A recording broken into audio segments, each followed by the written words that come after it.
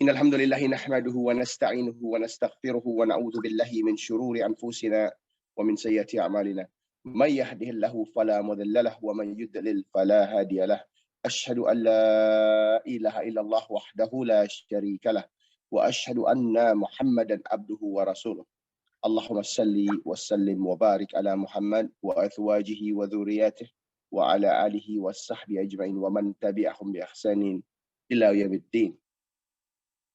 يا أيها الذين آمنوا اتقوا الله حق تقاته ولا تموتن إلا وأنتم مسلمون. يا أيها الناس اتقوا ربكم الذي خلقكم من نفس واحدة وخلق منها زوجها وبث منهما رجالا كثيرا والنساء واتقوا الله الذي تساءلون به والأرحم إن الله كان عليكم رقيبا. يا أيها الذين آمنوا اتقوا الله وقولوا قولا سديدا يصلح لكم أعمالكم ويغفر لكم ذنوبكم ومن يطع الله ورسوله فقد فاز فوزا عظيما.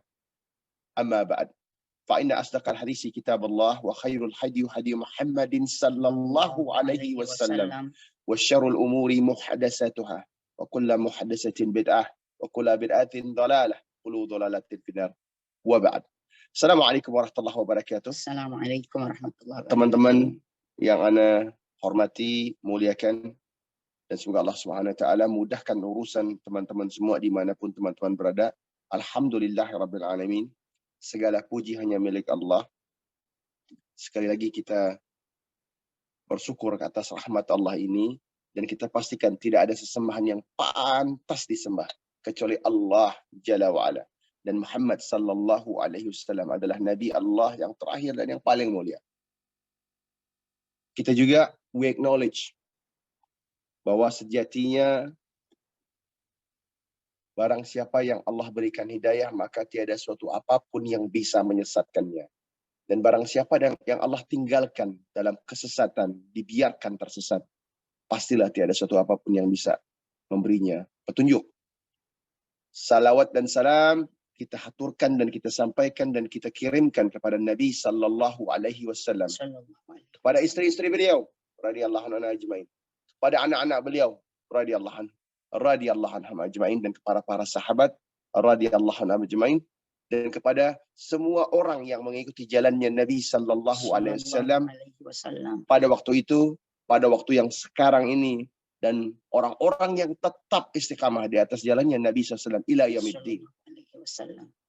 Teman-teman, fikih judul kita hari ini. Nah, ini anak karena kita berdua ya, kita tandem. Karena anak kasih ke istri anak tercinta nih untuk memberikan paparan maknanya, paparan kerangkanya. Karena ketika kita tandem begini, ini masya Allah, ini suatu nikmat dari Allah. Nikmatnya bukan buat antum aja yang nonton, tapi buat yang ngasih juga bareng, karena kita saling mengisi, saling saling menyatukan visi gitu loh, dalam suatu framework yang didasarkan pada satu hal, yaitu Quran dan Sunnah. Sayang cinta, silakan. A'udzubillahi minasyaitonirrajim. Bismillahirrahmanirrahim. Assalamualaikum warahmatullahi wabarakatuh. Assalamualaikum. Langsung melanjutkan yang disampaikan oleh Syekh Reza sebagai suami saya saat ini. Masya Allah. Dan alhamdulillah wa syukrulillah, sebelum dimulai mungkin Teteh perlu sampaikan bahwa kami berdua saat ini berada di Makkah Al-Mukarramah dalam rangka mendampingi jamaah umrah di awal Ramadan, yang mana kita semua memahami dari hadis Nabi Shallallahu Alaihi Wasallam bahwa melaksanakan umrah di bulan Ramadan seperti berhaji bersama Nabi Shallallahu Alaihi Wasallam. Tentu perlu Teteh sampaikan agar kita bisa saling menyambung doa, dan tentu terkait dengan hal teknis ya, memohon maaf terlebih dahulu jika dalam perjalanan 1,5 jam ke depan ada satu dan lain hal tentang teknisnya, semoga dipahami karena memang kami berada di luar Indonesia. Insya Allah dengan izin Allah, dengan berkah rahmat dari tanah suci ini, dilancarkan Allah Ta'ala 90 menit ke depan kita bisa sama-sama bertolabul ilmi sebagai kewajiban kita kepada Allah Ta'ala dan Rasulnya Muhammad Sallallahu Alaihi Wasallam, dan insya Allah semuanya dilimpahi rahmat dan keberkahan atas ikhtiarnya bertolabul ilmi. Amin ya rabbal alamin. Kita akan berdiskusi tentang fikih suami istri di bulan Ramadan. Berangkat dari suatu keyakinan bagi kita umat Islam bahwa bulan Ramadan adalah bulan yang penuh dengan kemuliaan, bulan di mana Allah Ta'ala menurunkan kitab suci Al-Quran, dan Allah Ta'ala yang menyebutkan bahwa kitab suci Al-Quran ini merupakan hudalin nas, ya, petunjuk bagi seluruh umat manusia. Kitab suci Al-Quran ini merupakan furqan, ya, dia adalah pembeda di antara yang hak dan yang batil, yang halal dan yang haram, yang boleh dan yang tidak boleh. Kitab suci Al-Quran ini adalah nur, dia memindahkan dari kegelapan menuju cahaya, minaz zulumati ila nur. Kita pahami bahwa Allah jadikan kitab Al-Quran ini sebagai suatu hakikat, ya, yang tidak pernah mungkin dan bisa ditinggalkan oleh hamba-hambanya. Oleh karenanya, di dalam rumah tangga pun hakikatnya harus berpegang kepada kitab suci Al-Quran ini. Memasuki bulan Ramadan sebagai bulan turunnya Al-Quran, bulan yang penuh dengan kemuliaan, afdolnya, semestinya, dan sudah seharusnya bagi rumah tangga Islam, rumah tangga Muslim, itu kembali pada suatu kesadaran sekaligus melakukan muhasabah tentang apakah selama ini ketika menjalankan rumah tangga kita memang berpegang teguh kepada hakikat tersebut, Quran dan Sunnah. Sebab sebagai suatu individu yang merupakan hamba Allah, yang Allah Ta'ala sudah menyebutkan dalam surah Ad-Dariyat 56, وَمَا خَلَقْتُ الْجِنَّ وَالْإِنسَ إِلَّا لِيَعْبُدُونَ, tidak aku ciptakan jin dan manusia melainkan agar mengibadahiku. Artinya seorang laki-laki dan seorang perempuan yang disebutkan Allah Ta'ala dalam surah Al-Hujurat ayat ke-13, An-Nisa ayat pertama, ya, Allah pertemukan dan Allah nikahkan, Allah jadikan sebagai sarana untuk memperkembangbiakan manusia, maka keduanya dalam rumah tangga itu harus ada dalam pace yang sama, ya, menyerahkan dirinya untuk berpegang kepada Quran dan Sunnah.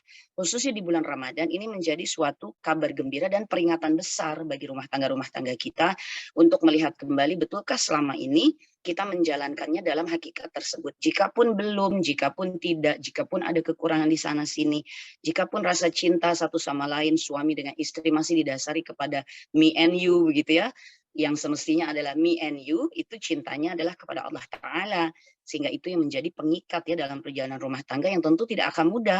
Sebab kita pahami rumah tangga itu jihad yang panjang, ibadah yang terlama, ya, dan pasti tidak akan mudah karena dia disebut dalam An-Nisa 22 sebagai mitsaqan ghalizah, perjanjian yang kokoh dengan Allah Ta'ala. Oleh karenanya ini sekedar mukadimah untuk memasuki sesi selanjutnya di mana Syekh Reza akan menyampaikan beberapa poin tentang fikih rumah tangga atau fikih suami istri di bulan Ramadan. Poin pertama yang akan kita masuki adalah tentang bagaimana semestinya rumah tangga menyikapi kedudukan bulan Ramadan, gitu, ya. Itu dulu, ya, seperti yang kemarin di Makkah pun di hari Jumat, ya, pada sholat Jumat khutbah yang disampaikan adalah terkait hal ini. Ini menjadi dasar permulaan dulu dari pertemuan sebelum nanti poin-poin berikutnya, yaitu yang akan kita bahas tentang bagaimana suami dengan istri memelihara, mempertahankan atau bahkan meningkatkan hubungan suami dengan istri di bulan Ramadan, khususan sub yang akan kita bahasnya tentang kemesraan dan romantisme suami istri, ya, yang bisa dibangun, ditingkatkan kembali di bulan Ramadan hingga setelahnya menjadi fondasi yang lebih kuat atau bahkan kebaruan apabila memang pada bulan-bulan sebelumnya itu belum dilaksanakan. Kita masuki dulu poin yang pertama, ya. Oke. Baik, bismillah.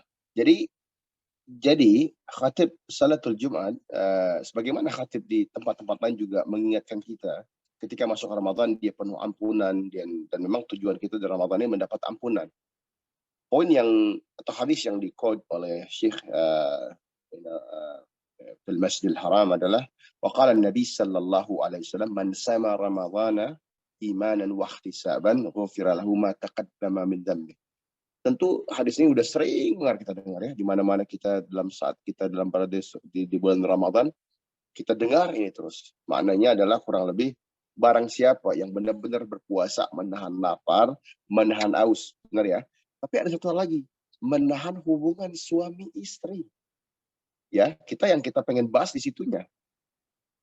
Jadi hubungan suami istri apa? Ya artinya hubungan yang bentuknya intimate relationship between a man and a woman dalam ikatan pernikahan, gitu, ya. Kata Allah, kata Nabi SAW, "Ghufira lahu ma taqaddama min dhanbi." Maka dia, orang yang menahan hubungan suami istri, nggak makan dan nggak minum, karena iman, bukan karena nggak enak, bukan karena malas mandi, gitu ya, bukan karena wah ini nggak sahur. Banyak ibu-ibu yang terkecoh di sini nih, karena dia tidak maksimal melayani suaminya karena alasan ini kan Ramadan, Mas, gitu ya. Ini Ramadan Bang, gitu loh. Jadi kita kayaknya udahlah antara habis Ramadan. Ini salah benar ya. Subhanallah, subhanallah kita ini. Kami para laki-laki ini Allah ciptakan dengan fisiologi yang sangat berbeda, gitu kan? Dan ibu-ibu ini, para istri-istri, Anda ingetin sekali lagi, ketaatan ibu-ibu, mbak-mbak semua kepada suami bukan berkurang di Ramadan, malah bertambah ya. Ingat itu. Maka ketika Nabi SAW mengatakan man sama Ramadan imanan wahtisaban, ya karena dia tadi mengharapkan beriman kepada Allah, meninggalkan itu semua karena iman, terus imanan wahtisaban. Dan wahtisaban ini maknanya hanya mengharap pahala dari Allah. Bukan, nggak ada lagi yang kita tuju gitu ya. Benar-benar minta dibayar, Allah yang bayar gitu. Ghufira lahu ma taqaddama min dhanbi. Nah, yang menarik adalah ini hanya berlaku di masa kita puasa di pagi, dari datangnya waktu subuh sampai terbenamnya matahari waktu maghrib. Setelah itu, nah ini kan yang jadi bahasan kita. Setelah itu matahari terbenam, kita makan dan minum. Maka kontan ya, hubungan suami istri menjadi halal. Ya, ini ada contohkan. Ini mungkin bahasan yang jarang kita dengar. Abdullah ibn Umar radhiyallahu anhu. Ini bukan sebarang sahabat ya. Ini sahabi yang luar biasa. Bukan sembarang sahabi. Ini sahabi kelas berat. Ustadznya ataupun syekhnya, ulamanya para sahabat yang lain. Sekelas Umar bin Khattab radhiyallahu anhu, itu ayahnya Abdullah ibn Umar radhiyallahu anhu. Itu nanya sama anak. Jadi bahasa kita gini, berilmu ya berilmu. Oh itu anak kita yang lebih berilmu, ya kita tanya sama yang lebih berilmu. Gimana kalau anak katakan begini, bahwa Abdullah ibn Umar radhiyallahu itu ya dalam satu narasinya membatalkan siamur Ramadannya dengan berjima dengan istri. Tentu ini Anda yakin 100% di antara antum semua belum pernah ada yang membatalkan saumnya dengan berjima dengan istri. Yang dimaksud membatalkan itu bukan di tengah puasa ya, tapi di waktunya puasa itu harus selesai, yaitu kalau di kita terbenamnya matahari gitu ya. Biasanya kan kita makan kurma atau dengan minum air gitu ya. Nah, tapi kalau yang dimaksudkan oleh Syekh ini pada riwayatnya membatalkannya dengan langsung berjima dengan istrinya. Nah, ini kan menarik ya. Karena bayangkan kalaupun kita tanya sama diri kita, ya inilah Islam ini kan panduan yang lengkap. Bahasa kita gini, setelah puasa 14 jam, 15 jam, mungkin yang kita pengen cari, walaupun kita cinta banget sama istri, kebanyakan kita yang kita lebih cinta tuh air gitu kan, atau es teh, atau es kopior gitu kan ya, atau kue dan segala macam, hanya ingin membasahi tenggorokan kemudian baru ini. Nah ini, tapi kan Islam ini suatu agama yang sangat komprehensif, semuanya ditunjukkan caranya, sehingga karena ada mungkin di antara kita yang memang dia lebih rindu sama istrinya pada saat buka puasa dibanding kurma, es kopior, ataupun sebuah gitu ya, ataupun kolak deh dan segala macam. Nah ini dilakukan oleh Abdullah bin Umar radhiyallahu anhu ketika azan maghrib, dan dengan cepat pada saat iqamah maghrib dikumandangkan, beliau sudah ada lagi di tempat salat ataupun di masjid untuk salat bersama para sahabat lainnya. Anda nggak bisa kasih tahu di tahun berapa ini, tapi riwayatnya jelas dari Abdullah bin Umar. Nah ini menunjukkan begini, berarti beliau selama puasa tadi benar-benar sangat merindukan istri, atau istri-istri beliau lebih tepatnya. Karena di antara para, ini antum jangan pada jealous ya, yang punya bini satu ya. Karena emang ini keadaan kita di zaman ini. Yang di zaman-zaman dulu itu bahkan nanti ada riwayat lagi di antara Maghrib dan Isya, di mana Abdullah ibn Umar radhiyallahu itu mengumpulkan empat orang budak-budak wanitanya. Ini menunjukkan bahwa satu, mereka benar-benar rajul, mereka lah laki-laki sejati yang sejatinya Allah beri kekuatan dan keimanan pada saat yang ya, pada tingkat yang sangat-sangat tinggi dan sempurna. Nah, ini menunjukkan benar bahwa memang apapun yang menjadi kebiasaan kita ataupun ketidakinginan kita, ternyata semua yang Allah haramkan pada saat kita sedang puasa, ketika azan maghrib itu datang, ternyata larangannya dicabut. Nah, ini Anda pengen tampilkan ya. Al-Baqarah 187 ya. A'udzubillahi minasyaitonirrajim. وقال الله جل وعلا أحل لكم ليلة صيام الرفث إلى نسائكم هن لباس لكم وأنتم لباس لهن علم الله أنكم كنتم تختنون أنفسكم فتاب عليكم وعفى عنكم فالآن باشروهن وابتغوا ما كتب الله لكم وكلوا واشربوا حتى يتبين لكم الخيط الأبيض من الخيط الأسود من الفجر ثم أتموا الصيام إلى الليل ولا تبشروهن وأنتم عاكفون في المساجد تلك حدود الله فلا تقربوها كذلك يبين الله آياته للناس لعلهم يتقون. Ini Allah berikan kita nih gambaran tentang apa-apa yang Allah perbolehkan buat kita di saat puasa itu telah selesai. Maknanya di antara berbuka dengan sahur. Maka kata Allah, Allah telah memperbolehkan bagi kalian, dihalalkan bagi kalian untuk datang kepada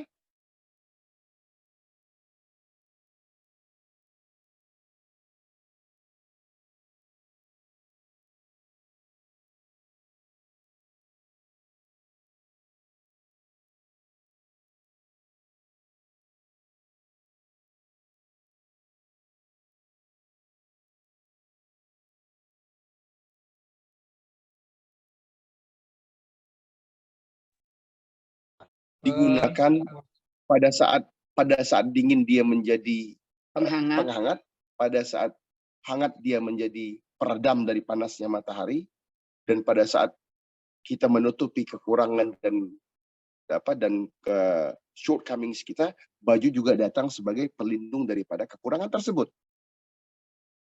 Nah, di sini Allah mengatakan, Allah memahami, Allah tahu betul yang sedang kalian itu sebenarnya nggak mampu. Gimana bahasa Indonesia? Allah itu mengetahui bahwa hambanya yang diciptakannya ini memang tidak mampu menahan diri gitu. Itu Allah paham sekali itu ya, maha memahami. Maka Allah memberikan kita kemudahan ini dan memaafkan kalian gitu ya. Jadi kata Allah, nah menariknya, ini menarik nih ya teman-teman ya. Allah mengatakan bahwa Allah Rabbul Alamin mengatakan Allah tahu betul yang tentang penciptaan kita sebagai manusia ini, bahwa kita nggak akan mungkin mampu menahan diri. Maka kata Allah, so now lie with them. Maka sekarang tidurlah bersama mereka. Allahu Akbar. Allah ini Ar-Rahman Ar-Rahim. Allah yang ini ayat setengah nyuruh gitu loh. Jadi jangan sampai pada saat Ramadan terus kita nggak seolah kayak strangers. Laki sama istri, dia suami istri kayak strangers gitu loh. Udah ya Pak, ini kan kita Ramadan Pak. Malas bentar dikit-dikit bangun jam 2 pengen ngerapin masak-masakan harus mandi segala. Subhanallah. Tujuan Ramadan itu apa? La'allakum tattaqun, mestinya kita mendapat takwa. Kalau ada yang bertingkah seperti itu, dan ini bukan hanya wanita ya. Ini nanti ada laki-laki yang jenisnya sama nih. Ya udah deh mah, ntar aja gitu loh. Aku malas habis tarawih. Jadi padahal istrinya udah nungguin dia di tempat itu. Subhanallah. Ya. Emangnya istrinya menunggu dia di tempat tidur tuh ngapain? Pengen cerita? Kan enggak gitu ya. Dan suami juga terkadang menunggu lama-lama di tempat tidur. Kenapa? Istrinya ada yang sibuk bikin kue lah. Ada yang sengaja mendelay gitu. Ntar aja, ntar habis cucian habis nyuci baju atau habis nyuci piring dengan berharap nanti ketika dia datang ke tempat tidur suaminya sudah terlelap. Demi Allah, Anda katakan ini zalim dan ini dosanya besar benar ini. Ya, baik ini, suami kepada istri maupun istri kepada suami. Ya, ini kedua berlaku adil. Ya. Nah, maka Allah mengatakan uh, ambillah sesuatu yang Allah telah berikan atau telah ordain for you, dan Udah makan, ditetapkan. tetapkan oleh Allah. Dan makan dan minumlah sampai terlihat jelas benang putih yang pada waktu subuh itu terlihat, maknanya telah sampai waktu Sabtu subuh. Ya. Dan lanjutkan atau complete puasa kalian sehingga datangnya matahari di waktu maghrib, ya, atau tenggelamnya matahari di waktu maghrib, ya. Dan jangan tidur bersama mereka. Maksudnya Maknanya dengan istri-istri kalian di waktu tersebut, gitu kan? Atau dalam keadaan Anda sedang beriktikaf di dalam masjid. Dan Allah mengatakan inilah limit, inilah batas, tilka hududullah, gitu ya. Ini kalau Allah udah bilang maka Allah mengatakan bahwa inilah batasnya, inilah limit, inilah batas yang Allah tetapkan buat kita, jangan dilampaui, gitu ya. Kalau ada perkataan mengatakan melampaui batas, ini yang dimaksud. Maka Allah telah menjadikan batasan-batasan ini jelas buat seluruh manusia sehingga mereka nanti dapat bertakwa kepada Allah. Jadi ujung dari semua ini adalah la'allahum yattaqun. Tadi kan kalau jadi ini Allah menceritakan dalam bentuk ketiga, gitu ya.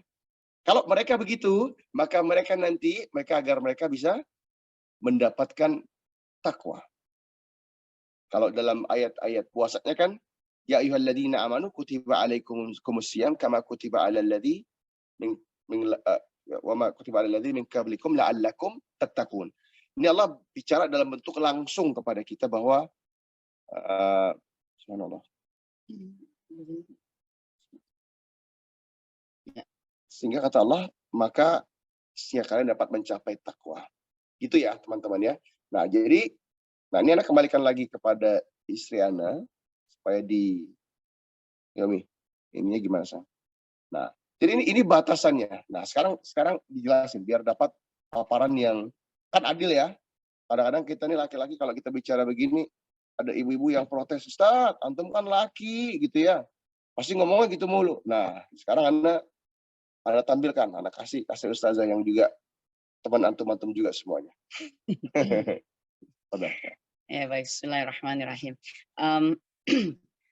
Teteh mungkin menambahkan saja ya, karena insya Allah kan sudah lengkap semuanya dari Syekh. Apa yang disampaikan dengan berbasis kepada dalil dari Al-Baqarah 187 ini, sebetulnya untuk menegaskan ya bahwa bukan berarti di bulan Ramadan kemudian hubungan suami istri menjadi tidak boleh dilakukan, atau hubungan suami istri kemudian menjadi tercegah, hubungan suami istri atau berjima itu kemudian menjadi dikurang-kurangi gitu ya, dari sesuatu yang semisal di luar bulan Ramadan itu ritmenya sudah ada pada level tertentu gitu ya, kemudian di Ramadan jadi dikurangi. Ayat ini juga sekaligus ya menegaskan kepada suami maupun kepada istri bahwa di bulan Ramadan di malam hari Allah Subhanahu wa taala mengizinkannya, bahkan Allah Subhanahu wa taala menyebut memang Allah itu tahu bahwa kita itu manusia ya tidak bisa menahan diri begitu ya, sehingga ya Allah menerima taubat. Kalau tidak salah memang ayat ini turun saat ada peristiwa dari sahabat Umar bin Khattab ya radhiyallahu anhu yang nggak mampu menahan diri. Iya, yang pada bulan Ramadan tidak mampu menahan diri dan kemudian berjima dengan istri ya di malam hari ya. Sekelas Umar, teman-teman. Sekelas Umar bin Khattab radhiyallahu anhu ya. Karena dulu puasa itu sampai malam juga puasa.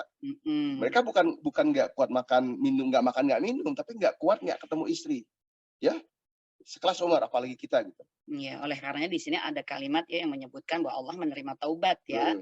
Karena memang pada saat itu sahabat Umar bin Khattab radhiyallahu anhu ada perasaan menyesal gitu ya, sehingga turunnya ayat ini untuk menjelaskan bahwa Allah memperbolehkan, Allah terima taubatnya, Allah memperbolehkan, tapi dengan batasan-batasan seperti yang sudah disebutkan. Nah, kemudian dari sisi istri begitu ya, kalau tadi ada disinggung juga oleh Syekh Reza, dan mungkin nanti ini boleh dijadikan bahan pertanyaan juga dalam sesi tanya jawab. Memang keutamaan bagi seorang perempuan setelah dia menikah itu haknya yang utama kan berada pada suaminya. Memang karena Islam itu adalah selalu jawaban, solusi, dan merupakan payung besar ya dari semua keadaan fi dunya wal akhirah ya, sudah diberitahukan, dituntunkan oleh Allah Ta'ala.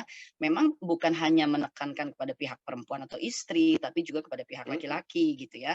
Yang sekarang Teteh bicarakan dari sisi sebagai seorang perempuan, kita harus lebih memahami lagi bahwa memang setelah seorang perempuan menikah, hak yang terbesar pada dirinya adanya pada suami. Dan tentu suami juga dituntunkan ya oleh Islam untuk menjadi suami yang seperti apa. Ini kan ada di dalam An-Nisa ya 34 yang menyebut tentang qawam ya, laki-laki yang pelindung, mengayomi, mendidik, mengurus, menjalankan fungsi dan kewajibannya sesuai yang diperintahkan Allah Ta'ala dan Rasulnya, dan perempuannya juga karena laki-laki atau suami yang memegang hak utama atas dirinya, maka keutamaan dalam hidupnya itu menjadi berubah ya. Yang tadinya misalnya punya fokus-fokus lainnya, maka ketika dia telah menikah, hak dari orang tua kepada dirinya sudah berpindah kepada suaminya, sehingga sekarang tujuannya mencari ridha suaminya gitu ya, dengan mentaatinya. Suami pun menjadi sosok manusia yang taat kepada Allah Ta'ala dan Rasulnya. Hadisnya dari Rasulullah SAW adalah la ta'ata li makhlukin fi maksiatil khaliq ya. Tidak ada la ta'ata li makhlukin, tidak ada ketaatan pada manusia yang membolehkanmu bermaksiat kepada Allah gitu. Jadi suami harus tahu kedudukannya, menjaga dirinya sebagai hamba Allah yang juga berjuang dalam iman dan takwa ya, menjadi para pejuang iman dan takwa, sehingga istri pun terdorong dan berada pada jalur yang benar ketika ia berusaha mentaati suaminya. Nah, dalam hal Ramadan dan terkait ayat Al-Baqarah 187 tentang jima suami istri, maka bagi perempuan itu keutamaan melayani keperluan kebutuhan suaminya ya, khususnya dalam hal hubungan suami istri ini, dan itu di atas yang lainnya. Semisal kita tahu sih satu harian kita tuh capek, banyak urusan rumah tangga dan lain sebagainya. Nah, khusus ini saja mestinya kita merasa berbahagia, bersyukur, dan juga memperjuangkannya. Karena apa? Karena Nabi Shallallahu Alaihi Wasallam juga menyebutkan bahwa bagi wanita yang menggauli suaminya dengan baik, dia tulus, ikhlas, dia ulet ya di dalam mengurus rumah tangganya, mendidik anak-anaknya, maka dia itu bisa mendapatkan pahala yang setara dengan pahala haji dan umrah gitu ya bagi si perempuan ini. Dan perempuan itu dimudahkan untuk masuk ke jannahnya Allah Ta'ala dengan 4 hal. Yang pertama, sholat 5 waktunya itu baik ya dan sesuai dengan hakikatnya salat. Yang kedua, puasanya di bulan Ramadan. Ini kita baru bicara yang wajib-wajib ya, belum bicara yang sunnah loh. Dengan yang melaksanakan yang wajib dan dilaksanakan dengan sebaik-baiknya. Kemudian yang ketiga, menjaga kehormatannya, dan yang keempat, taat sama suaminya.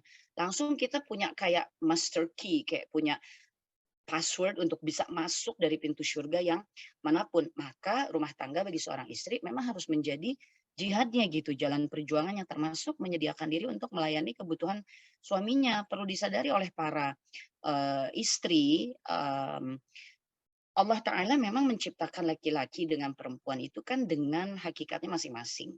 Kalau laki-laki, dia secara fungsi biologisnya memang tidak ada expirednya ya, terkecuali kalau kita bicara kondisi-kondisi tertentu seperti ada tekanan psikologis, psikis, sakit. Tapi dalam hakikat penciptaannya memang tidak ada expirednya. Para laki-laki diciptakan oleh Allah Ta'ala untuk terus memproduce benihnya, dan itu bisa long lasting gitu sampai ajal menjemput ya. Tapi kalau perempuan kan memang tidak, dan ini sebetulnya kebaikan ya. Kenapa? Karena ketika Allah Ta'ala memiliki 5 alamnya ya, alam ruh, alam rahim, alam dunia, alam barzah, alam akhirah, maka alam rahim itu dilekatkan prosesnya kepada seorang perempuan, sehingga dari kepemilikan rahim ini kemudian ia menjadi memiliki kemampuan untuk melakukan feeding gitu ya lewat ASI-nya. Kemudian struktur tubuhnya, kerja hormonnya, jenis-jenis hormonnya itu menjadi berbeda gitu dengan makhluk yang bernama laki-laki, sehingga proses ini menjadikan kita lebih sensitif, memiliki menjadi sumber dari kasih sayang gitu ya, dan diberikan oleh Allah waktu yang terbatas hanya ketika akil balik, yaitu menstruasi, sampai dengan kalau kita sebutnya menopause ya, artinya seluruh struktur kerja hormon itu sudah selesai dan kita beristirahat gitu istilahnya ya. Nah, ini perlu kita sadari bahwa ada perbedaan ini antara laki-laki dengan perempuan sehingga dalam fungsi keperempuanan kita ketika kedudukannya istri, kita pun harus menjalankan fungsi dan hakikat itu gitu. Melayani suami dengan sebaik-baiknya dalam kebutuhan kelaki-lakiannya yang memang sudah Allah serahkan kepada kita gitu ya perempuannya. Maka kita sedang memasak pun ketika suami membutuhkan ya kehadiran kita, masaknya ditinggal nggak apa-apa, tapi dalam komunikasi duniawinya agar tidak terjadi komunikasi dan seterusnya, memang kita harus sampaikan, "Bang," gitu ya, "aku belum selesai masak nih, tapi aku hadir nih ya untuk keperluanmu. Jadi entar kalau udah selesai terus masih perlu waktu buat masakannya, nanti tunggu bentar ya," gitu. Misalnya kayak gitu. Karena ya pasti kan secara tatanan duniawinya ketika masakan belum selesai dan kita mendahulukan melayani suami, ya mungkin nanti agak ada delay sedikit nih gitu ya untuk sajian makanan di mejanya. Ini sesuatu yang memang laki-laki juga harus memahaminya dan sebagai suami, perempuan juga harus memahaminya sebagai istri. Dan ini diaplikasikan juga dalam suatu, apa ya, bentuk komunikasi yang juga dicontohkan oleh Nabi Shallallahu Alaihi Wasallam ya. Bagaimana beliau membangun komunikasi dengan para istri-istrinya. Nah, Ini tambahan aja dari Teteh, wallahu a'lam bishawab. wallah jazakallah khairan ya, Ustaz. Jadi gini, jadi itu benar banget kan. Dan rasanya kalau kita mau jujur ya, coba kita remove diri kita dari seorang speaker dan kita masukkan diri kita sama-sama dengan pasangan kita masing-masing di rumah tangga kita. Rasa-rasanya seorang suami itu nggak akan keberatan dengan tawaran tadi. Misalnya begini, Mas, Bang gitu ya, ntar ya, Pak gitu ya. Ini tapi nanti makan malamnya agak lama sedikit ya gitu ya, karena kan aku belum kelar tadi. Itu mungkin ditanggapin makan dengan tertawa, dengan senyuman. Maknanya gini, kalau Ana memasukkan diri Ana dalam posisi itu, maka Ana akan, ya wallah ya Umi, maafin muskilah, nggak ada masalah. Kan gitu ya. Kenapa? Karena kita sadar istri kita itu menunda masakannya untuk menjaga kita. Rasa-rasanya kalau ada yang marah, tentu dia sangat sangat aneh gitu ya. Gitu kan? Sangat aneh ketika itu yang terjadi. Nah, menunggu sebentar bagi seorang suami dengan syarat dia dilayani oleh istrinya, itu jauh lebih menyenangkan dibandingkan dia dia ingin bertemu atau ingin berduaan dengan istrinya tetapi tertolak, kemudian istri mengatakan, "Ya udah makan aja dulu." Ini bukan yang diinginkan. Bahkan mungkin sebagian suami akan mengatakan demikian, "Udah deh sayang, nggak usah deh masak kamu kalau belum jadi atau masih masih belum baru hanya motong bawang, kita beli aja kali ntar malam. Atau malah kita jalan aja bareng." Malah senang dia. Nah, poinnya begini teman-teman. Pikir rumah tangga ini kan ada hal-hal yang panjang. Jangan sampai Allah pengen kita Ramadan ini, qala Allah Ta'ala syahrul ramadhan alladzi unzila fil Qur'an. Hudan linnas wal bayyinat minal huda wal furqan. Kata Allah, ini bulan Ramadan ini diturunkan Allah, bulan di mana Quran diturunkan Allah. Maknanya tempatnya Quran diturunkan dan kita nggak ada yang punya pandangan berbeda. Sehingga ketika Quran diturunkan, maka kita disuruh bermesraan dengan Quran. Dan itu bahasanya berhalwat dengan Quran ya. Dan berhalwat dengan Allah. Bermesraan. Terus bagaimana dengan berhalwatnya kita dengan istri kita? Halwat ini dilarang kalau orang pacaran. Tapi kalau suami istri justru ini takwa. Ini ibadah. It is an act of worship. Ini suatu apa ya? Suatu ibadah yang Allah akan ganjar dengan kebaikan dunia dan akhirat. Ketika itu diantara seorang laki-laki yang suami dan seorang wanita yang merupakan istrinya. Jadi jangan sampai ketika kita bahas takwa, ada yang tersakiti di situ gitu. Misal gini, kita bahas takwa. Oh, suamiku tuh Masya Allah banget gitu ya. Ketika datang Ramadan dia rajin dengan ibadahnya. Tapi ada istri yang merasa tak tersentuh gitu ya. Ada istri yang merasa teracuhkan, terabaikan. Bahkan dipeluk aja jarang. Disapa jarang. Terus bagaimana mungkin kita mendapati keadaan di mana la'allakum tattaqun tadi. Mendapati diri kita menuju state of taqwa. Aneh kan? Bagaimana rumah tangga itu tambah harmonis? Bagaimana rumah tangga itu tambah hangat dalam ikatan cinta? Dan ikatan cinta dalam rumah tangga itu adalah sesuatu yang mesti dibangun, mesti diusahakan, mesti dipupuk, mesti diperjuangkan. Ya, jadi kalau kita bicara, dan ini bukan hanya laki-laki aja, ini pasti banyak. Ini kan kita kan banyak ya student-student yang lain. Itu di antara para murid-murid itu banyak yang mengatakan bahwa Ustaz, ini suami ibu nih gitu ya. Suami saya ini jarang banget menjenguk gitu ya. Tentunya dengan berbagai alasan gitu ya, kita nggak ke sana. Nanti kalau yang urusan suami merasa sama itu udah lebih sering lagi kita dengar ya. Suami merasa lebih terabaikan atau tidak disayang gitu ya kalau bahasa kita yang paling gampang. Nah, ini kan mesti diadres. Sedangkan tujuan kita berada di dalam Ramadan ini untuk engaging dengan Quran, untuk bermesraan dengan Quran, dan Allah beri ini limitnya. Jadi, di antara fikih suami istri di bulan Ramadan ini adalah untuk sama-sama kita lihat, kira-kira gini, Dek, gitu ya, Neng, Mah, gitu ya, yang bahasanya, yuk sama-sama kita lihat apa sih kata Allah Rabbul Alamin perihal urusan apa saja yang referensinya adalah Quran dan Sunnah. Gitu. Jadi kita sama-sama lihat, oh, yang satu merasa terberatkan. Kenapa kamu merasa terberatkan? Gitu.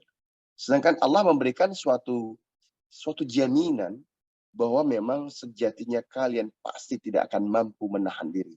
Dan contoh ataupun dalam tafsir, kita lihat ini sahabat-sahabat termulia yang mengalami masalah ini. Maknanya masalah di mana dia tidak mampu menahan diri di malam hari bulan Ramadan. Apatah lagi kita.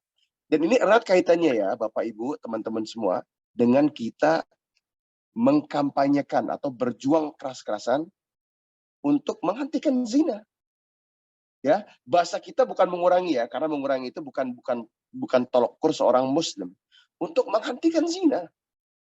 Zina tidak mungkin dihentikan karena hanya dengan menahan diri. Zina dihentikan dengan kita menikah. Maknanya menikah itu bukan, oh ya kita kan sekamar, serumah. Bukan itu maknanya adanya jima dalam bentuk yang halal dan menjadi ibadah. Itu saja yang bisa menghentikan zina. Selain itu hanyalah sebuah khayalan besar yang tidak berbasis dan bersandar kepada apapun. Jadi kita tidak boleh bicara zina, benci sama zina, gitu ya.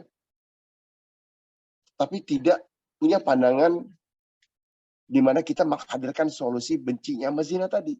Zina itu apa sih gitu kan? Adanya hubungan suami istri oleh orang-orang yang bukan suami dan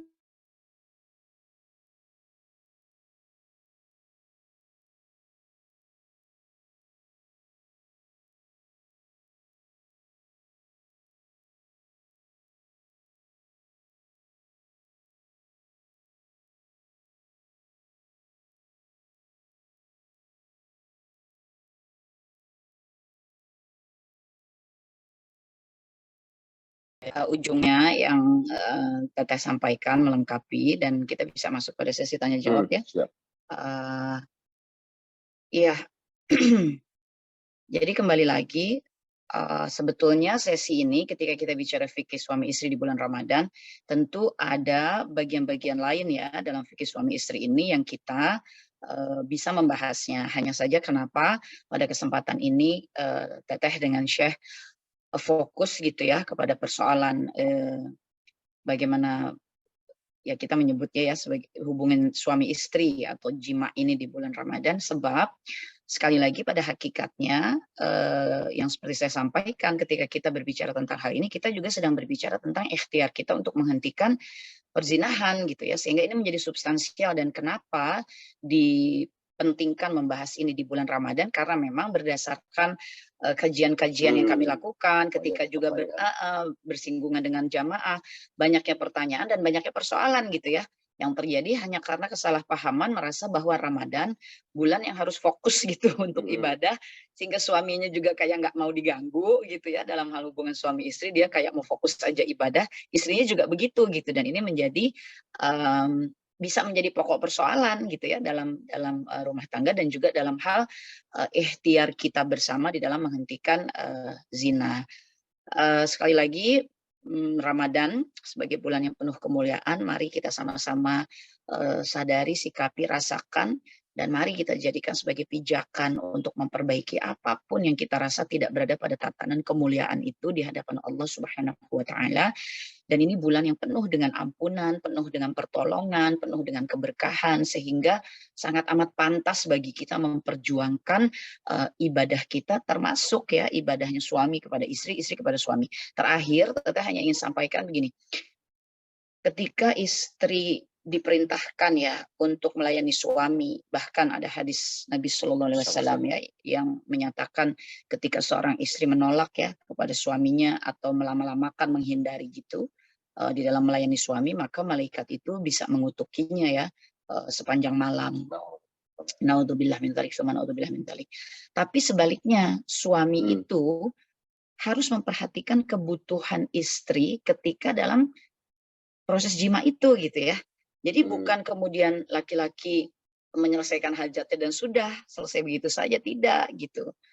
Laki-laki pun harus memperhatikan apa yang diperlukan, apa yang disukai, bagaimana istri itu ingin diperlakukan, begitu ya.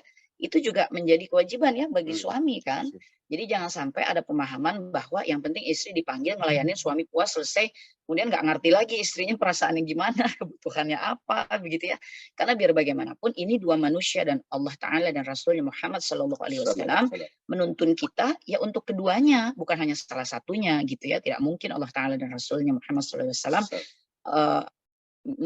menuntun hanya berada atau berpihak kepada salah satu saja, itu sama sekali tidak mungkin.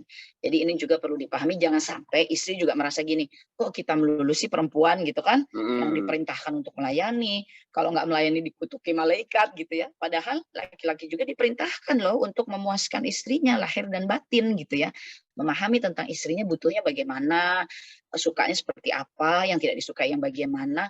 Ini yang mengikatkan rumah tangga, karena komunikasi tentang hubungan suami istri ini akan menjadi fondasi terhadap bentuk komunikasi-komunikasi lainnya kan di dalam rumah tangga. Dan mungkin tambahnya begini, nah ya, setiap pasang rumah tangga di mana urusan ini benar ya, Anda udah sering ngomongin ya, kalau urusan ini benar, 90% urusan rumah tangga benar. Kalau urusan ini kacau, ya kita bisa hampir pastikan bahwa begini, bahwa urusan yang lain juga jadi kebawa-bawa gitu ya. Keseret-seret ya. Keseret-seret. Wallahualam ini yang sering kita saksikan ketika ada masalah rumah tangga. Dan kadang-kadang masalah begini, ada sebagian yang merasa, aduh nggak enak kalau mandi dilihat anak-anak. Gitu ya. Ini bukan masalah. Jelaskan kepada anak-anak, oh ini Allah yang berikan, ini halal nak, gitu ya. Kapan kita mendidik anak kita kalau bukan dari kecil? Atau merasa begini, waduh agak telat bangun sahur, gimana sih? Ada ini suatu kebodohan gitu. Mandi dilihat anak-anak tuh maksudnya mandi junub gini, gitu kan? Iya. Yang ini Dia ya. setelah dia mungkin habis tarawih, habis gimana dia berbahan sama istrinya, kemudian dia terbangun katakan jam 3 apa gitu. Mungkin pada satu sahur gitu kan. Pada saat dia mandi, ada yang basah rambutnya, takut ditanya anaknya kenapa basah. Dia jelaskan, kalau anak jelasin sama anak. Jelaskan dengan bahasa yang sesuai dengan umur dan usianya gitu ya. Dan kita ini hidup di zaman yang anak-anak juga pintar dan cerdas. Jadi kita kemukakan bahwa itu hal yang memang begitulah pernikahan. Nah, poin lanjutnya adalah ketika banyak yang segan gini loh. Wah, kita nih jangan sampai nggak boleh kalau makan sahur itu pada saat junub. Nah, ini juga tentu pandangan yang salah. Karena nggak ada urusannya. Kalau terbangun sedikit terlambat, kemudian dia masih dalam keadaan junub, untuk kemudian dia itu makan sahur, itu tidak ada masalahnya. Jadi tidak ada isu di situ gitu. Jadi silakan aja, yang mungkin itu keadaannya ya silakan aja makan sahur. Kalau berpikir kalau kita waktu antara sahur dan subuh tinggal setengah jam misalnya. Kalau mandi dulu nanti takut tidak keburu makan sahur, atau tidak mampu mengurus anak-anak yang lainnya. Urus itu semua. Setelah saya makan waktu subuh, silakan. Yang harus mandi Mandi junub maknanya mandi. Jadi semua itu bisa kita tampilkan dalilnya dan kita sandarkan kepada praktek-praktek yang tentunya sesuai dengan Quran dan Sunnah. Ya, mungkin Anda kembalikan kepada, ada teman lagi? Sudah? Udah cukup. Nah, sebelum kita masuk sesi tanya jawab, sedikit aja ya. Mudah-mudahan kelihatan nih menunjukkan suasana di Makkah ya saat ini, sedikit aja. Ya, mudah-mudahan kelihatan dari kaca aja nih, karena kita sengaja tidak melaksanakannya di halaman Masjidil Haram sebab penuh sekali orang dan pasti agak kesulitan mencari tempat untuk bisa lebih tenang. Jadi ini kita di dalam hotel ya, Bang. Ya. Ya, ini suasananya aja sedikit. Nah, alhamdulillah, masya Allah. Bisa lanjutkan. Silahkan kita masuk ke sesi tanya jawab. Wallahu a'lam bishawab. Dan silakan ya, jadi insya Allah Baik. bisa saling tanya jawabnya gini loh. Jangan segan-segan kalau ada isu, dan kami juga tidak mengatakan kami yang paling tahu gitu ya. Baik. Kalau kami tahu, kami akan coba jawab. Kalau kami belum tahu, kami akan Akan coba bilang cari. tidak tahu. Akan Insya cari. Allah. Ya. Syukron Tujuan kita jazakallah. adalah- Oh ya, Allah yubarik. Jadi sudah kita sama-sama dengarkan bersama, lalu tanya jawab yang diinginkan sepertinya lebih enaknya adalah dengan interaktif. Saya mohon untuk jika ada yang ingin bertanya secara interaktif, maka pakai emoticon atau tunjuk tangan di dalam Zoom ini. Nanti saya akan panggil yang pertama kali mengangkat tangan. Tapi sebelumnya para narasumber yang kami hormati, di sini ada 1-2 teks pertanyaan. Yang pertama ada dari kakak kita, lalu ada juga ucapan doa, bismillah untuk kakak Reza dan kakak Peggy. Barakallahu laka wa baraka alaika wa jama bainakuma fi khair. Amin. Masya Allah, amin. Baik, langsung ke pertanyaannya. Assalamualaikum warahmatullahi wabarakatuh. Waalaikumsalam warahmatullahi wabarakatuh. Afwan, izin bertanya, kenapa orang yang sudah menikah masih ada yang berzina? Ini pertanyaan yang pertama. Lalu pertanyaan yang kedua yang sama dengan yang bukan tidak sama tetapi hampir memenuhi persamaannya. Izin bertanya, apakah orang yang dikategorikan berzina adalah yang berhubungan fisik saja? Bagaimana dengan chatting, komunikasi lewat media sosial, WhatsApp, Instagram? Apakah termasuk dikategorikan hal tersebut? Demikian untuk 2 pertanyaan ini. Tafadol, Ustadz Reza. Atau siapa saja, silakan. Baik. Jadi kenapa orang yang menikah masih ada yang Ya, itu pertanyaan pertama. Ini memang suatu posisi yang sangat menyedihkan ya. Jadi apalagi kalau udah seusia kita gitu ya. Karena ada 3 hadis yang memang ini serem ya. Kurang lebih hadis itu berkata gini, ada 3 golongan yang mana Allah kelak tidak akan memandang wajahnya. Nah, kata Allah. 1 adalah pemimpin yang tidak adil, zalim. Kedua adalah orang miskin yang sombong. Gitu. Dan ketiga adalah orang tua yang berzina. Na'udzubillah.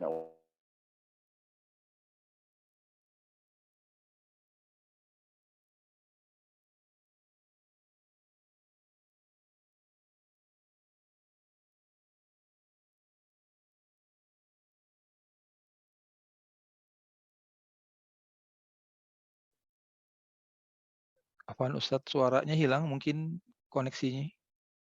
Dari separuh umur hidup, yang sisa tinggal dikit. Ya, kalau ketika Nabi SAW mengatakan umur ummati ma baina 60 ila 70 wa aqul lahum man yajuzu dzalik. Umur umatku, kata Nabi SAW itu adalah kurang lebih 60 sampai 70 ya. Wa aqul lahum man yajuzu dzalik. Dan kalaupun lebih, nggak lebih banget gitu ya. Gitu ya. Jadi kita nih, kalau kita katakan 70 gitu ya, kalau 40 kan udah lebih dari setengah. Udah menua kita. Aneh orang udah. Nah, jadi Allah tidak akan memandang. Nah, tapi isunya begini. Zina ini mudah, murah, dan meriah. Itu kan yang jadi isu pertama. Jauh lebih murah berzina daripada menikah, kan begitu. Tidak ada tanggung jawab. Tapi inilah bentuk yang memang Allah ingin kita abaikan. Inilah datang Islam. Ini sekedar info ya. Dulu, ini karena kita kebetulan di Makkah, terbayang ketika Nabi SAW mengajarkan begini. Dulu pernikahan itu ada beberapa macam, di antaranya teman-teman. Jadi jangan teman-teman bayangkan di Makkah, di Madinah ini dulu nggak ada zina, nggak ada prostitusi. Di Madinah itu ada tempat, ada rumah-rumah yang ada bendera di atas rumahnya, menunjukkan bahwa wanita itu bisa digauli oleh siapa saja, gitu ya. Nah, bagaimana hukum pernikahan di zaman itu? Sebelum risalah syariat ini datang untuk menggantinya. Satu, orang itu menikah dengan cara begini. Wanita itu dizinai oleh banyaknya laki-laki. Na'udzubillah, thumma na'udzubillah. Kemudian anaknya lahir. Maka dia nanti ya boleh memilih siapapun yang dia inginkan dari laki-laki yang pernah menzinai. Dia yang pilih. Terserah itu anak antum apa bukan, itu dia nggak itu urusannya, pokoknya kalau mau zina gitu. Kedua, cara lain.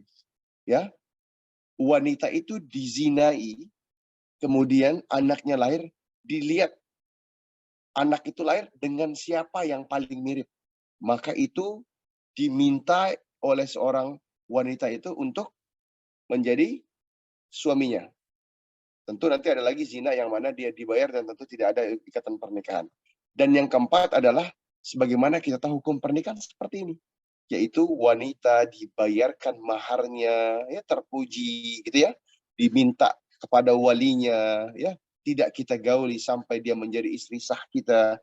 Dan inilah yang Allah Subhanahu wa taala perbolehkan pertahankan, yang lainnya digugurkan karena yang lain itu sifatnya bukan pernikahan. Dan satu lagi adalah pernikahan mut'ah, ya, kawin kontrak.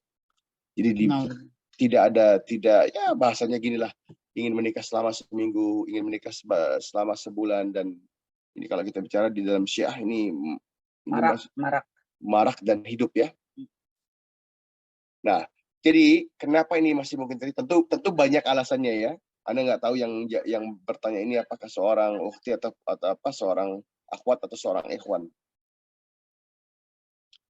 Yang bertanya ini seorang akhwat atau seorang ikhwan, saudara moderator? Allahu a'lam bishawab. Okay. Tapi emang pertanyaannya cukup ringkas. Ya, Nanti jadi boleh dilanjut lagi dengan yang kedua. Pertanyaannya sangat ringkas, tapi ini sangat apa ya? Sangat komprehensif, sangat pasti ditanya. Karena ini terjadi di banyak rumah tangga kaum muslimin. Subhanallah lagi. Demi Allah, ini terjadi di banyak rumah tangga kaum muslimin. Ya, untuk kita berlindung kepada Allah Subhanahu wa taala. Kita nggak bisa salahkan satu atau dua, tapi yang pasti yang pelaku zina yang perlu disalahkan, begitu ya. Dengan kalaupun ada alasan lain, tertahannya jima di rumah dan lain-lainnya, kita tidak bisa katakan itu tidak bisa membenarkan bahwa zina itu benar, kan gitu. Zina itu ada sesuatu yang salah dan heinous, ya, dan sesuatu yang sangat keji yang Allah bayar kontan di dunia, demi Allah. Ya, Anda ulangi. Zina itu adalah dosa yang tidak pupus saja dengan taubat, melainkan Allah masih bayar kontan di dunia ini kecuali benar-benar taubatan nasuha. Bahkan dengan taubatan nasuha pun masih ada sisanya. Itulah zina. Jadi camkan benar ini, Bapak, Ibu, teman-teman semua yang saya rahmati Allah, bilang kepada anak-anak, bilang sama diri kita, bilang kepada istri kita. Zina ini Allah bayar kontan di dunia juga. Bukan hanya di akhirat. Ini bukan barang bisa taubat, hilang-hilang gitu aja, enggak. Ya. Ketika wanita berzina dan dia apa?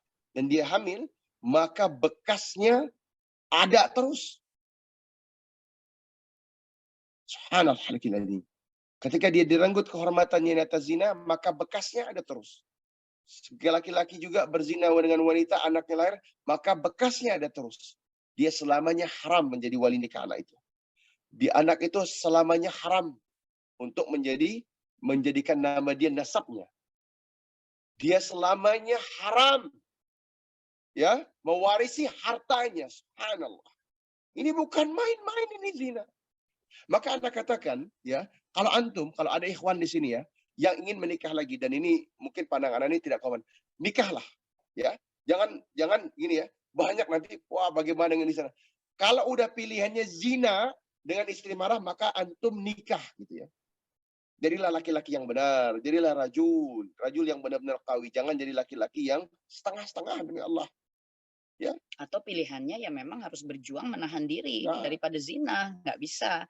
Kalau dirinya merasa ada kelemahan dalam menahan diri dari zina, maka yang dimaksud oleh Syekh adalah ya pilihannya ya nikah lagi gitu, karena memang itu yang menyelamatkan gitu ya. Tapi memang kalau secara prosesi dunianya ya tentu kan para laki-laki ataupun para suami atau para istri pasti ada yang berpikir gimana nih dengan pernikahan gue yang sebelumnya gitu kan ya. Nah, ini memang laki-laki harus mengambil posisi ya. Karena memang zina itu dosa yang sangat besar ya, dosa bahkan dalam surah Furqan 68 sampai 71 Allah menyebut dosa-dosa besar ya. Yang pertama itu adalah syirik, kemudian membunuh, dan yang ketiga itu zina, gitu ya. Itu dosa yang sangat besar, dan dalam Al-Isra 32 diperintahkan mendekatinya saja jangan. Jadi kok tadi pertanyaannya kenapa ya orang rumah tangga juga berzina? Yang paling substansial sih, yang paling fundamentalnya adalah apakah pasangan suami dengan istri ini sebelum memulai pernikahan, apakah memahami pernikahan itu landasannya apa gitu. Kalau landasannya adalah Quran dan Sunnah, kalau landasannya adalah I love you, you love me, and we love Allah Ta'ala dan Rasulullah SAW, maka komitmen dari pernikahan itu adalah menjauhi segala yang dilarang oleh Allah Ta'ala dan Rasulnya Muhammad SAW.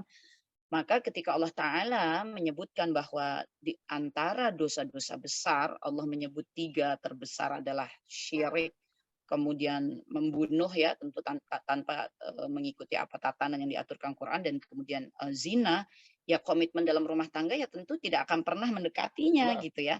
Nah, untuk tidak pernah mendekatinya ya kedua belah pihak harus kerjasama kan. Istrinya harus bagaimana menjaga suami, suami bagaimana menjaga dirinya, istri bagaimana mendevelop dirinya agar suami juga selalu menginginkannya gitu ya, dan suami juga mendevelop dirinya agar istri selalu berbahagia, lapang, dan memang menginginkan melayani suaminya gitu ya. Ini kan is a work to do gitu, is a work to do. It's not only udah ketemu saling suka saling cinta kemudian menikah, habis itu pernikahan ini ya sudah berjalan saja atau seperti dongeng-dongeng gitu kan, atau pernikahan dalam on cruise control gitu ya. Iya, maksudnya enggak ya ada effort.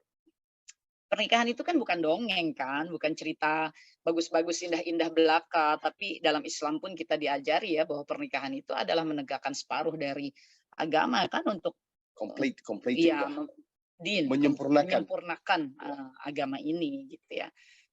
Nah, kira-kira seperti itu. Jadi kalau kenapanya, yang paling substansial dan fundamental itu adalah pegangannya apa dalam pernikahan. Karena ya bagi kita semuanya ya insya Allah nih seperti hari ini kan Masya Allah ya, jamaah pasti mungkin ada yang juga ya mayoritas sudah berumah tangga dan mengaji ya, rutin mengaji. Apakah kita semua ini terlepas dari apa yang disebut hawa nafsu gitu? Kan tidak ya, kan tidak. Dan Allah Subhanahu wa Ta'ala menciptakan kita, di dalam diri kita ada hawa nafsu karena memang al-hawa al-nafs ini kan diperlukan. Ini kan maknanya dorongan keinginan yang membuat kita tuh jadi bergerak gitu di muka bumi ini. Jadi ini adalah satu part dalam penciptaan manusia yang memang dia harus ada. Sama kayak gini, kita punya handphone. Kalau orang Indonesia kayaknya handphone nggak ada deh yang ada waktunya dimatiin dulu gitu. Agak jarang ya. Tapi kan tombol on dan off anyway harus ada gitu di situ ya. Jadi tidak mungkin tidak ada karena dia adalah part yang memang dibutuhkan. Maka Allah Ta'ala itu menuntun sekali di dalam Al-Quran tentang hawa nafsu ini gitu ya. Dalam Al-Maidah 27-31 ketika Allah menjelaskan tentang peristiwa Qabil dengan Habil ya, anaknya Nabi Adam alaihissalam, ini pun dijelaskan gitu ya. Kenapa setan itu bisa masuk dengan mudah sehingga Qabil membunuh Habil ya, karena hawa nafsu itu gitu yang dijadikan jalan masuknya ya, sehingga hawa nafsu itu bisa nyuruh kita sampai membunuh loh bahkan saudara kita sendiri gitu ya. Ya hal-hal seperti ini mesti kita sikapi, kita cermati dengan terus menuntun diri kita ya untuk memperjuangkan iman dan takwa kepada Allah. Bahasa gampang gini lah, kalau Anda taruh diri Anda sebagai seorang laki-laki ya, bukan sedang ini ya, kita sedang bahasa simpel benar. Bahwa laki-laki itu ketika tidak terpuaskan oleh istrinya, dia harus berpikir dua aja, seperti tadi Ustaz katakan. Kenapa Anda nggak terpuaskan oleh istri? Apakah karena istri menolak, gitu kan? Atau karenakah ada hal-hal lain yang mungkin bisa saja alasannya itu syariah, ya. Tapi opsinya kan satu lagi. Kalau dia punya dorongan itu, dia harus menikah lagi. Itu sesimpel itu. Dan itu posisi yang kita semua laki-laki harus punya. Jadi jangan nanti kalau depan istri kalau udah bicara, kalau pilihannya neraka atau jannah, hanya orang bodoh yang pilih jahannam. Nauzubillah. Siapapun itu demi Allah. Jangan sampai ada pilihan itu antara jannah atau jahannam, dia ragu memilih. Pilihlah jannah, pilihlah yang halal. Nah, nanti tentu ada usahanya gitu loh. Nah, usaha ini akan kita bahas di lain waktu. Karena waktu nggak mungkin kan, saya udah dapat ini ya, insya Allah. Semoga Allah mudahkan urusan kita. Allah jauhkan kita dari zina. Pertanyaan yang kedua ya. Tadi yang kedua gimana? Apakah orang yang Kategori dikategorikan zina hanya yang berhubungan fisik saja? Bagaimana soal berzina dengan menggunakan media sosial gitu ya? Komunikasi yang lewat sosial media itu bisa masuk kategori zina atau tidak? Kalau bahasa, nanti tentu kita ada bahasan zina mata dan zina telinga dan segala macam ya. Tapi kalau kita bicara zina yang dihukumi dengan hukuman syariah, itu masuknya kemaluan laki-laki ke dalam farjnya wanita. Itulah dan itu yang dikatakan sebagai zina. Secara hukumnya ya, fikihnya. Secara fikihnya disebut sebagai zina ketika kemaluan laki-laki memasuki kemaluannya perempuan. Terjadi itu dan itu bukan dalam ikatan yang halal, maka secara fikih itu adalah zina gitu. Oleh karenanya dalam Al-Isra 32 Allah Ta'ala memerintahkan jangan mendekati gitu. Jangan mendekati karena memang secara fikihnya itu kan disebut zina ketika kemaluan dengan kemaluan ini terjadi pertemuan gitu. Tapi itu kan bukan apa ya kalau kata orang Sunda mah bukan ujug-ujug gitu. Pasti kan ada proses. Jangan tiba-tiba. Iya, termasuk yang ditanyakan ini soal sosial media misalnya nih. Oh, kita saling follow di Instagram. Terus yang laki-lakinya follow lihat. Nah, ini jadi panjang nih. Lihat misalkan bagaimana postingan-postingan si perempuan. Kena deh Nah, si perempuan juga misalkan lihat gitu ya di Instagram si laki-laki, terus kemudian DM dimulai. Habis itu tukeran nomor, habis itu mulai WhatsApp. Nah, ini kan Allah udah larang. Allah udah katakan jangan mendekati zina. Bukan artinya laki-laki dengan perempuan tidak boleh ada komunikasi apapun, karena dunia hari ini juga bukan seperti itu ya sistem dan caranya, dan bahkan dalam ya mungkin pada pertemuan lainnya maksudnya riwayat ya kemarin soalnya tadi sama Syekh juga bahas ya mengingat kepada sahabat ya Umar bin Khattab pada masa kepemimpinannya bagaimana Islam itu berkembang dengan pesat begitu ya, bahkan beliau juga punya menterinya yang mengurusi urusan pasar itu seorang perempuan ya, Syifa bintu Abdullah, sehingga ya tentu kalau beliaunya itu menjadi seorang yang kita sebut setara dengan menteri lah kalau masa sekarang ini ya pasti kan dalam prosesnya kan berkomunikasi dengan banyak orang dan seterusnya gitu ya. Jadi artinya bukan tidak boleh, tapi kita mesti jujur di hadapan syariat gitu. Komunikasi yang kita lakukan itu apa gitu tujuannya. Dan tentunya dalam ruang terbuka ya, bukan di dalam ikhtilat gitu ya, bukan ikhtilat dan halwatnya beda. Ya kan ini sosial media. Kalau sosial media kan yang terbuka itu misalnya komen yang terbuka, tapi kalau DM itu kan kategorinya tertutup gitu ya. Kalau WhatsApp ya sulit. WhatsApp itu kategorinya ya tertutup ya, karena dia nggak ada fungsi keterbukaannya. Kalau sosial media kan ada fungsi keterbukaannya ketika kolom-kolom komen yang bisa dibaca oleh semua orang gitu ya. Tapi kalau DM kan nggak bisa. Nah artinya begini, intinya adalah ya tadi kita mau jannah atau jahanam, jujurlah di hadapan syariat. Bukan tidak boleh memiliki sosial media, karena sosial media ketika digunakan oleh orang-orang yang memiliki niat-niat buruk dan juga nilainya bukan nilai agama Allah ini, maka dia bisa menjadi pisau yang sangat tajam di dalam merobek-robek ya kehidupan manusia yang semestinya bersandar kepada syariat. Maka kita harus ada di sana, tapi menggunakannya pun ya sesuai tuntunan ya. Menggunakannya sebagaimana sosial media ini mesti digunakan, dipentingkan untuk urusan dakwah, hikmah yang ingin kita sampaikan. Nah ini kembali lagi kan kajiannya jadi akan terkait dengan hawa nafsu gitu. Khususnya bagi para perempuan ya katanya kan juga bukan nggak punya sosial media ya, tetapi berproses juga kan di dalam mempelajari tentang syar'inya. Kalau gini ya, perempuan khususnya ya, karena perempuan itu kan perintahnya menghijab dirinya oleh Allah Ta'ala ya. Artinya bukan sekedar menutupi fisik begini, bukan, tapi melindungi diri dari segala sesuatu yang bisa menimbulkan fitnah.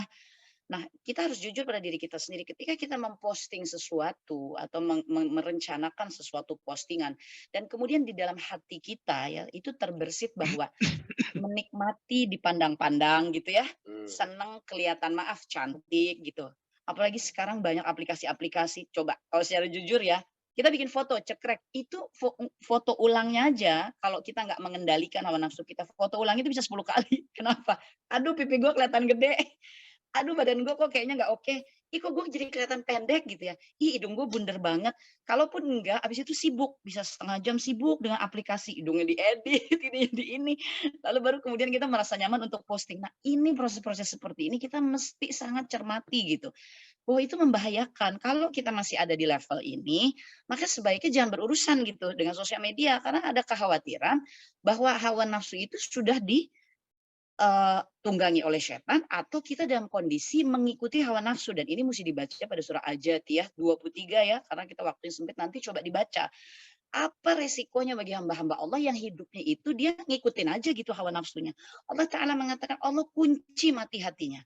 Naudzubillah ya, summa naudzubillah. Jadi, nah ini perlu kita cermati juga ya, sehingga kalau prosesi komunikasi dalam sosial medianya itu maaf ya Bang, misalnya udah secara terbuka berbicara tentang hubungan yang tidak halal, apalagi ada kalimat-kalimat apa rayuan yang sudah menjurus-jurus kepada hubungan suami istri dan seterusnya ya. Bahkan ya sekedar misalnya mensejus lah ya, merayu dengan kalimat-kalimat yang manis dan seterusnya, ya ini memang berbahaya karena manusia itu sekali lagi memiliki hawa nafsu yang sangat mungkin kemudian hawa nafsunya yang leading, maka berakhirnya kepada zina yang tadi disebut aturan fikihnya gitu ya.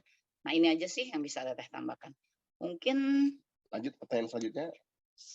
kita punya waktu, maaf sekali kita punya waktu maksimal 15 menit lagi. Baik. Karena di sini ya kami juga ada jadwal kajian pada Baik. secara langsung. Jadi dalam waktu 15 menit ini kita akan optimalkan mungkin dari kakak, adik atau bapak ibu dari yang luar mungkin bisa kita optimalkan.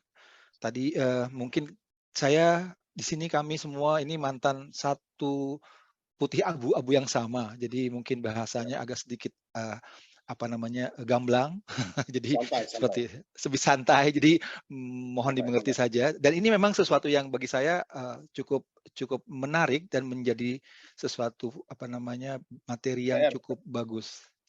Silakan ada yang mau bertanya? Baik, ini ada pertanyaan sedikit dari teman kita. Mungkin ini pertanyaan bukan yang terakhir ya. Mungkin ada 2 pertanyaan. Ini yang pertama. Ya. Jadi ada satu lagi mungkin kalau jika ada yang mau bertanya. Baik, insyaallah. Baik. Mohon nasihat Ustadz dalam menjawab subhat-subhat yang muncul seperti child free. Nah, ini bagaimana? Silakan Ustadz. Nah, oke, baik. Jadi gini, ya child free ataupun kita bicara takutnya punya anak. Banyak kan teman-teman kita anaknya dikit banget ya karena takut mahal. Ya. Iya. Nah gini. Ini kata Allah Rabbul Alamin ya, qala ta'ala wa ma min dabbatin fil ardi illa 'ala Allah rizquha. Maka kata Allah Rabbul Alamin, maka tidak ada yang satu makhluk pun baik itu yang melata, yang berjalan di atas daratan, yang berada di atas air, yang berada di bawah ketimbunan tanah, dasar laut ya, kecuali Allah telah jaminkan rezekinya. Nah, mungkin ini bicara sebenarnya tauhid ini. Kalau tauhid kita udah benar, dan kita yakin bahwa bukan kita yang ngasih makan istri kita, bukan kita yang kasih makan anak-anak kita, tapi Allah yang udah jamin itu rezeki, maka kita akan merasa bahwa oh iya ya, sebenarnya anak kita berapa aja udah ada rezekinya masing-masing, ya. Gitu loh. Jadi itu pandangan yang ulama kan, biar dapat yang 2 tadi ya. Enggak, tapi ini kan bicara tentang bagaimana influencer saat ini mempopulerkan pandangan itu gitu ya. Kalau soal pertanyaannya kepada Teteh dengan Abang, apalagi kita bersandar kepada Quran dan Sunnah atau syariat ya tentu kita menolaknya. Tapi kan yang ditanyakan bagaimana menyikapi ketika sekarang para influencer itu mempopulerkan dan influencer yang mempopulerkannya juga tak jarang kita melihat sosoknya adalah muslimah. Subhanallah. Gitu. Ini kan sedang ramai. Nah, jadi gini, Teteh hanya ingin menyampaikan dan tentu kan sebetulnya yang barangkali ya, wallahu a'lam ini barangkali peserta dari kajian ini juga mayoritas ada dalam kapasitas usia yang mungkin seusia kami gitu ya, sehingga kita sudah berada sebetulnya dalam etape terakhir perjalanan hidup ini. Kalau tadi merujuk kepada hadis Nabi SAW tentang usia umatnya 60-70 dan hanya sedikit di atas 70. Nah, ketika kita berada pada etape terakhir kehidupan ini, fokus kita mesti jelas. Kita mesti fokus mendevelop kehidupan kita untuk semakin mengikuti Quran dan Sunnah karena nggak ada waktu lagi. Bukan artinya yang masih di bawah umur hari ini karena kan ajal itu tidak melihat usianya berapa ya, tapi artinya hidup ini berpegang saja kepada apa sih pandangan Quran dan Sunnah, kembali dan kembali dan kembali ke situ. Ketika seorang influencer bahkan dengan sosoknya yang sangat muslimah pun gitu ya, atau dengan sosoknya yang mungkin kita anggap dia tuh kayaknya baik deh, dia tuh kayaknya keren, dia tuh kayaknya muslim deh, dia kayaknya keluarganya baik-baik and so on. Tapi kemudian dia menyampaikan suatu pandangan yang kita rasa agak terasa ada keanehan, maka segeralah mencari rujukannya kepada Quran dan Sunnah. Jadi ya hidup ini kan Allah Ta'ala memerintahkannya fa'idza farahta fansab wa ila rabbika farghab ya. Jadi hidupnya muslim itu dari satu urusan dia gerak ke urusan lain dan dengan menggantungkan harapan kepada Allah. Itu kita bisa ambil sebagai hikmah juga ya, bahwa ketika kita mendengar sesuatu kita dan merasakan ada perbedaan atau ada keanehan, maka kita tidak berhenti dan mengkonsumsinya saja. Kita juga bergerak gitu untuk mencari bagaimana sih sebetulnya pandangan secara Quran dan Sunnah itu. Sebabnya kenapa kita harus ada di kajian, kenapa yang sudah ikut kajian ini harus semangat untuk mendakwahkannya lagi. Bukan artinya kemudian kita merasa, aduh aku kan bukan ustadz, aku kan bukan penceramah. Enggak, ya balighul ani walau ayah ya, sampaikan dari walau hanya satu ayah kata Nabi. Jadi yang sudah rutin kajian ini mesti banyak-banyak mencatat, menyerap, dan kemudian mengamalkan pada diri sendiri, dan apa-apa yang sudah diketahui itu disampaikan lagi gitu, sehingga dakwah ini bertumbuh dan bergerak. Jadi mesin dakwah ini bergerak terus gitu, dilakukan oleh semua kita hamba-hamba Allah. Nah, balik lagi ya, urusan influencer, pola-pola pikir yang sekarang tersebar, yang ini kan sebetulnya merujuknya kan kepada pola pikir yang sama sekali bukan berbasis Islam. Maka jawabannya mudah, ya kita tidak mesti mengikutinya, kita harus menghentikan diri dari mengakses pemikiran-pemikiran ini, lalu kita menggali ilmu untuk memampukan diri kita menyampaikannya lagi melawan pemikiran-pemikiran ini, dan ini menjadi tanggung jawab bersama dalam tegaknya dakwah agama Allah ini. Wallahu a'lam bishawab. Baik. Baik, boleh saya tambahkan satu lagi, yaitu pertanyaan dari diri saya sendiri. Gimana menurut antum semua nih dari Ustadz dan Ustazah, jika mengingat wanita lain, tapi bukan sembarang wanita nih, karena dalam satu hadis Rasulullah SAW, Aisyah meriwayatkan, aku tidak pernah cemburu kepada seorang pun dari istri Rasulullah, seperti cemburuku kepada Khadijah, karena Rasulullah banyak menyebut atau menyanjungnya, iyaha wasanaihi alaiha. Kira-kira boleh ditanggapi oleh mungkin Jadi gini, dua-duanya? Silakan. ini ada yang tanggapin ya, karena ini kalau bicara cemburu nggak bisa wanita yang bahas. Iya. Siap. Ya, yang ngadepin lakinya soalnya. Iya. Itu kan. Siap. Ya. Jadi gini, karena kalau bicara cemburu emang udah nggak ada rasionalnya lagi gitu ya. Ini sekedar kemarin kita lihat ya, ibunda kita Umi Hawa ya, Umi Hawa nih ya, Umi Hawa itu cemburu dengan Adam alaihissalam, dengan ayah kita Adam alaihissalam, ketika Adam alaihissalam pulangnya larut malam. Padahal Umi Hawa ya, itu satu-satunya dia satu-satunya wanita yang ada di muka bumi. Dapat nggak? Betul. Wanita diciptakan dengan kecemburuan itu pada dirinya. Jadi kalau itu nggak ngejawab pertanyaan itu, mana nggak tahu apalagi yang bisa menjawab. Ya. Baik Ustaz. Kedua nih ada tambahan lagi. Kedua ya, Zulaikha istrinya wazir, istrinya yang petinggi Mesir yang sangat menginginkan Nabi Yusuf ya dalam urusan intimasi, itu cemburunya sama tanah yang diinjak oleh Nabi Yusuf. Karena setiap kali dia memandang dengan mesra Nabi Yusuf alaihissalam, ya, Nabi Yusuf alaihissalam kan menghindar karena memandang ke tanah. Ya, karena Zulaikha ini cantik gitu loh. Yeah. Yusuf alaihissalam itu bukan nggak menginginkan kecantikannya Zulaikha, tapi karena takutnya pada Allah. Artinya gini, kadang kita dikejar ya, kalau dikejar sama yang nggak cantik sih enak aja, bener nggak? Iya kan, bener nggak? Artinya nggak ngaruh gitu ya. Tapi kalau yang masalah nih, kalau yang ngejar cakep gitu kan, bahasa kita gitu ya, bahasa gampangnya. Yeah. Jadi begitulah yang dihadapi oleh Nabi Yusuf alaihissalam. Wah, waduh, udah petinggi, terus cakep. Tapi akhirnya Nabi Yusuf alaihissalam mengingat Allah Rabbul Alamin, sehingga beliau alaihissalam menundukkan pandangannya ke tanah, gitu kan ya? Yeah. Sehingga Zulaikha pun marah sama tanah, karena seolah tanah itu telah merebut pandangan Nabi Yusuf alaihissalam. Kira-kira kalau itu nggak ngejawab, Anda nggak tahu apa lagi yang baik.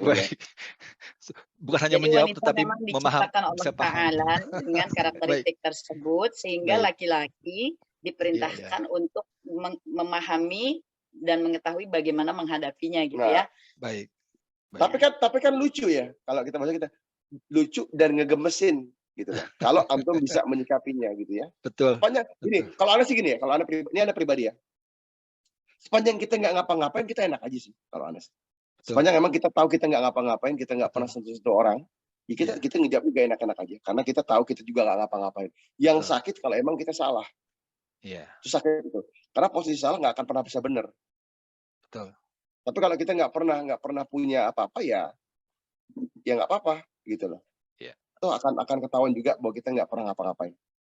Dan bagi wanitanya, ya karena walaupun dengan riwayat ini kita mengetahui ya, wanita itu memang diciptakan dengan kadar cemburunya. Itu bagian dari wanita tuh. Dia selalu punya rasa cemburu. Bahkan tadi disampaikan Umi Aisyah radhiyallahu anha bisa cemburu kepada Umi Khadijah radhiyallahu anha yang memang sudah tidak ada gitu ya. Betul. Karena Nabi suka menyampaikan terus kebaikan-kebaikannya gitu. Nah, ini laki-laki memang harus memahami ya bagaimana menyikapi wanita yang memang diciptakan dengan keadaan demikian. Tapi si wanitanya juga tentu Islam kan tidak hanya bicara tentang satu hal ya, tentu wanitanya pun merujuk ya kepada apa yang disampaikan juga dalam agama ini tentang tadi hawa nafsu, pengendalian diri, begitu ya, bukan artinya kemudian membabi buta gitu. Jadi wanita memang diciptakan dengan kadar kecemburuan, tapi apapun di dalam Islam yang berlebih-lebihan kan itu sangat tidak baik. Jadi janganlah membiarkan kecemburuan yang memang sudah Allah jadikan sebagai bagian dari penciptaan perempuan, kemudian kita membiarkannya pun menjadi berlebih-lebihan dan itu menjadi merusak gitu ya, merusak rumah tangga. Kira-kira seperti itu. Wallahu a'lam bishawab. Baik. Jadi tahu posisi masing-masing ini cukup sulit ternyata ya Ustadz. Jadi kita mesti sama-sama diselesaikannya dengan thalabul ilmi kan, artinya terus-menerus berthalabul betul. ilmi. Baik, jika demikian mungkin dari Ustadz ada yang mau sampaikan lagi terakhir Ustadz? Enggak ada. Iya. Kalau satu pertanyaan lagi kali ya, kalau ada terakhir ya. Oke. Terakhir. Kita tunggu 1 menit mungkin. Sebenarnya memang kajian ini harusnya 2 seri. Satu ya serinya seperti ini, lalu yang kedua adalah lebih kepada yang sifatnya non ya, karena bagaimanapun suami istri ini tidak di Ramadan saja kan. Sepertinya banyak sekali. Baik, saya tidak melihat lagi ada tambahan-tambahan. Mungkin dari Ustadz ada penutup sedikit? Silakan Ustadz. Bismillah ya. Jadi harapan Anda ya, dan ini suatu nasihat buat diri sendiri gitu ya. Ya bukan tentunya semua wakala Nabi SAW ad-dinu nasihat. Ya. Agama ini isinya cuma nasihat aja kata Nabi SAW. Hadis terpendek yang Anda tahu tapi yang paling panjang ya, ininya ya syarahnya itu adalah nasihat ini gitu. Nggak habis-habis kalau bicara nasihat. Jadi nasihat dari Anda buat Anda sendiri dan buat keluarga Anda ya, buat istri Anda sendiri, buat anak-anak dan semuanya adalah memang kita benar-benar berharap kita ini lebih Allah dekatkan kepada Quran. Tentunya kita harus memaksa diri ya untuk engaging with the Quran. Sehingga apapun yang kita bangun itu ada legasinya. Dan istri kita ini adalah teman terbaik kita. Jadi kalau antum masih belum bisa curhat pola sama istri, berarti istrinya belum teman terbaik. Dan bagi para istri, ya itu sejati demikian. Jadi jangan gini, waduh, kan Anda masih baru. Anda juga masih baru kok nikah gitu. Tapi kita enggak memang begitu kan? Kan dasarnya apa?